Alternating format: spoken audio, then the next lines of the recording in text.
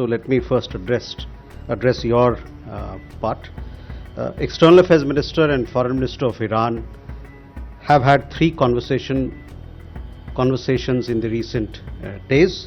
The last one discussed issues pertaining to safety of shipping and India's energy security. Beyond that, it would be premature for me to say anything. The External Affairs Minister had made a suo motu statement in the Parliament on 9th March. And there he had conveyed that Iran had requested permission on 20th February for 3 ships in the region to dock at our ports. The permission was accorded on 1st March. Iris Lavan docked on 4th March in Kochi. The crew, as you know, is currently in Indian naval facilities there. We will keep you updated on further developments in this regard. As far as contacts with Iran is concerned, yes, our External Affairs Minister has been talking with his counterpart, and 3 conversations have happened in the recent few days. As far as the impact of the war, it is there for everybody of this conflict to see what's happening around, and obviously, it has several issues. Several of our lives have been impacted by it, and not just ours, but of people and countries. External Affairs Minister and Foreign Minister of Iran have had 3 conversations in the recent days. The last one discussed issues pertaining to safety of shipping and India's energy security. Beyond that, it would be premature for me to say anything. Indians in Iran. Now, we've had some 9,000 Indian nationals or thereabout who were there or who are there in Iran. These 9,000 Indian nationals comprise students. They also comprise seafarers, some business people, some professionals, and some pilgrims. Of these 9,000, you would have seen that we had issued an advisory some time back. Our mission had issued our advisory. Following those advisories, which were issued on 14th of January, if I'm not wrong, and 23rd of February, several Indian nationals, mostly students, a lot of students, they left the country and reached home. We have recently, as you know, we have shifted several Indian nationals, including students and pilgrims, who were based in Tehran, to other safer locations and cities in the country. We are also assisting Indian nationals who wish to travel to Azerbaijan and Armenia, and from there to take commercial flights to return home. We are assisting them with visas. We are also assisting them with land border crossings.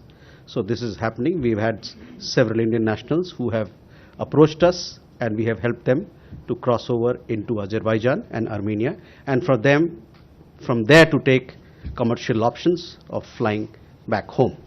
I would take this opportunity to advise all Indian nationals who are desiring to leave Iran via land borders.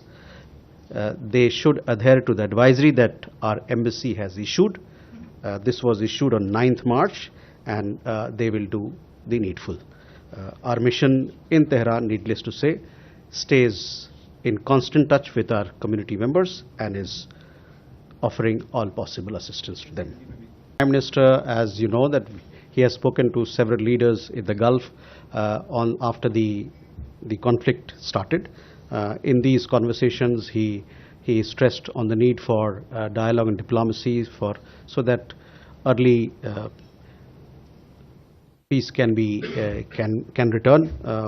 He also underlined the need to avoid civilian casualties, and he focused on the priority for protection of civilians. We have a large Indian community in the GCC countries, and obviously their security and welfare is of utmost importance. This was highlighted. We also, in several cases, condemned the violation of sovereignty and territorial integrity of states.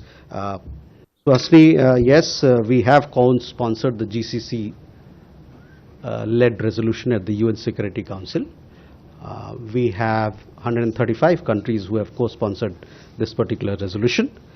The resolution reflects several of our positions. As you know, that we have a large diaspora in the GCC countries, and their well-being and welfare is of utmost importance. The Gulf is also very important for our energy security needs.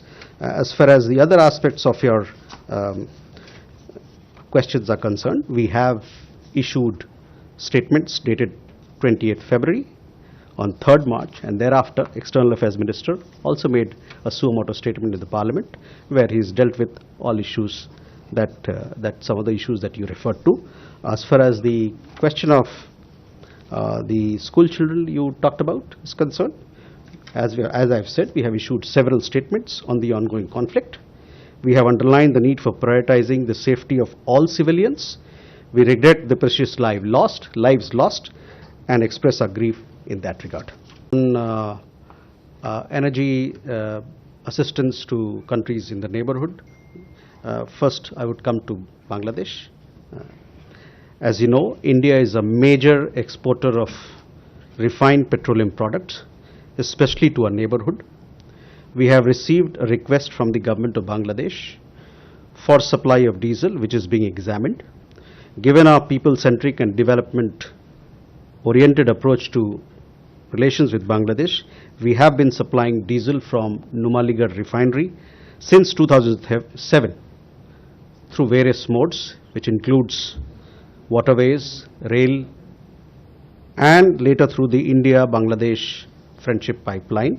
A sale purchase agreement was signed in October 2017 between Numaligarh refinery and Bangladesh Petroleum Corporation for supply of high-speed diesel on mutually agreed terms.